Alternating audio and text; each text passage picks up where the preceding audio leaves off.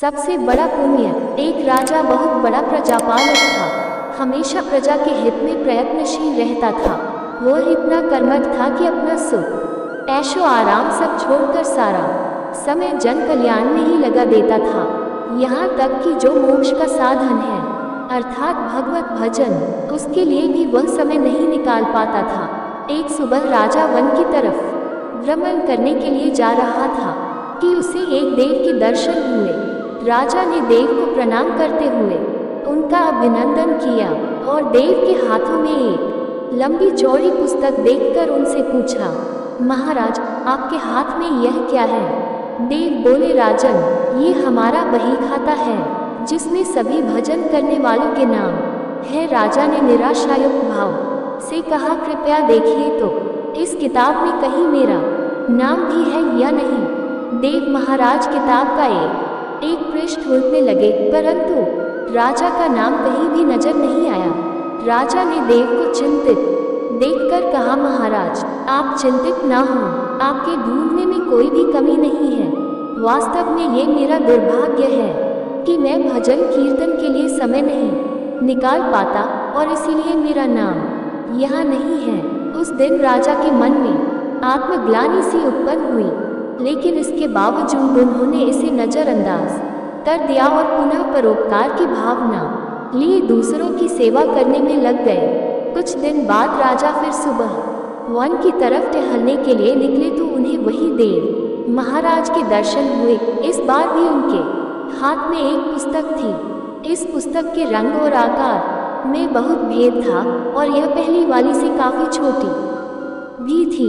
राजा ने फिर उन्हें प्रणाम करते हुए पूछा, महाराज आज कौन सा बही खाता आपने हाथों में लिया हुआ है?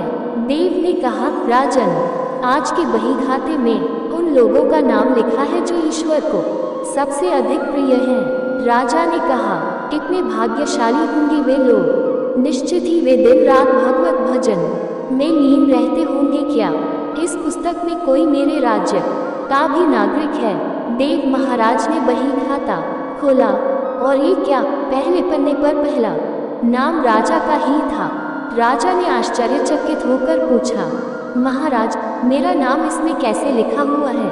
मैं तो मंदिर भी कभी कभार ही जाता हूँ। देव ने कहा, राजन इसमें आश्चर्य की क्या बात है? जो लोग निष्काम होकर संसार की सेवा करते हैं, जो लोग संसार के उपकार में अपना जीवन अर्पण करते हैं, जो लोग मुक्ति का लोभ भी त्याग कर प्रभु की निर्बल संतानों की सेवा सहायता में अपना योगदान देते हैं, उन त्यागी महापुरुषों का भजन स्वयं ईश्वर करता है।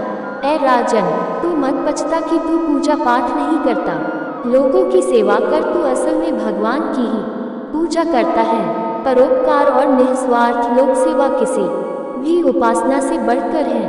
देव ने वेदों का उदाहरण देते हुए कहा, कुर्वन्ने वे कर्माणि जिजीविषेच्छा समाह्यवान्त्वापनान्वितो अस्ति व कर्म लिप्यते नरे, अर्थात कर्म करते हुए 100 वर्ष जीने की इच्छा करो तो कर्म बंधन में लिप्त हो जाओगे।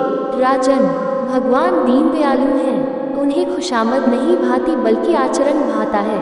सच्ची भक्ति तो यही है कि परोपकार करो, दीन दुखियों का हित साधन करो।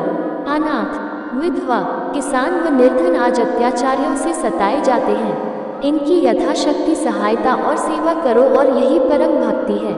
राजा को आज देव के माध्यम से बहुत बड़ा ज्ञान मिल चुका था और अब राजा भी समझ गया कि परोपकार से बड़ा कुछ भी नहीं और जो परोपकार करते हैं वही भगवान के सबसे प्रिय होते हैं।